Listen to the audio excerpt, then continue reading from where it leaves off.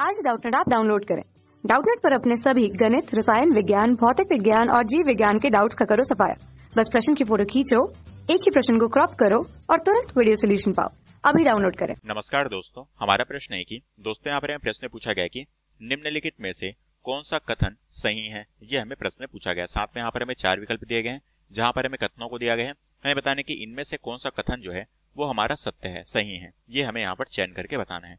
तो एक एक करके दोस्तों हम यहाँ पर कथनों को देखेंगे कि कौन सा कथन यहाँ पर हमारा सही है और कौन सा कथन यहाँ पर हमारा गलत है। तो सबसे पहले कथन पहले को देखते हैं। इसमें बोला गया है कि रासायनिक उर्वरकों के अत्यधिक उपयोग से निकटवर्ती जल राशियों में जल सुपोषण हो सकता है, ये हमें प्रश्न में बोला गया है। तो दोस्तों हम कह सकते हैं कि यहाँ पर ये जो हमें कथन दिया गया है, यह कथन दोस्तों क्या है, यह कथन हमारा बिल्कुल सही है। क्यों सही है? क्योंकि दोस्तों हम जानते हैं कि यहाँ पर हमें जो बोला गया है, हम क्या करते हैं दोस्तों, हम जो है फसलों को बढ़ाने के लिए, फसलों के उत्पादन क्षमता को बढ़ाने के लिए क्या करते हैं, अनेक प्रकार के रासायनिक उर्वरकों का प्रयोग करते हैं। तो हम कह सकते हैं कि फसलों के उत्पादन हेतु हम क्या करते हैं, उर्वरक का प्रयोग करते हैं।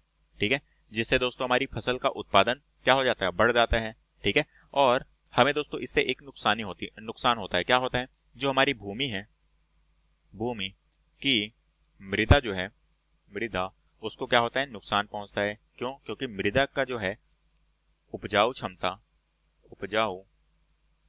क्षमता वो क्या हो जाती है दोस्तों, धीरे धीरे कम हो जाती है, क्योंकि हम यहाँ पर क्या कर रहे हैं, रासायनिक उर्वरकों का प्रयोग कर रहे हैं। अब दोस्तों जब हम जानते हैं कि जब वर्षा का समय आता है, तो इस कंडीशन में ये जो हमारे उर्वरक हमने जो उपयोग में लाए हैं, यही उर्वरक दोस्तों हमारे वर्षा के जल के साथ मिलकर क्या करते हैं, हमारे जो है पास के जो हमारे जलाशय हैं उनको क्या करते हैं, उनमें दोस्तों हमारा जो है जल प्रदूषण का महत्वपूर्ण कारण होता है।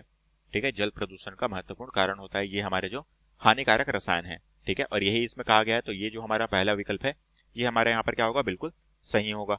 ठीक है, दूसरा जो हमें दिया गया है दोस्तों, यहाँ पर हमें कथन के रूप में बोला गया है, इसमें बोला गया है कि एजोटोबैक्टर तथा राइजोबियम दोनों ही पौधों की मूल ग्रंथियों में वायुमंडल नाइट्रोजन को स्थिरीकरण करते हैं, ये बोला गया है। तो ये तो हमारा कथन दोस्तों क्या है, ये कथन हमारे यहाँ पर असत्य दिया गया है।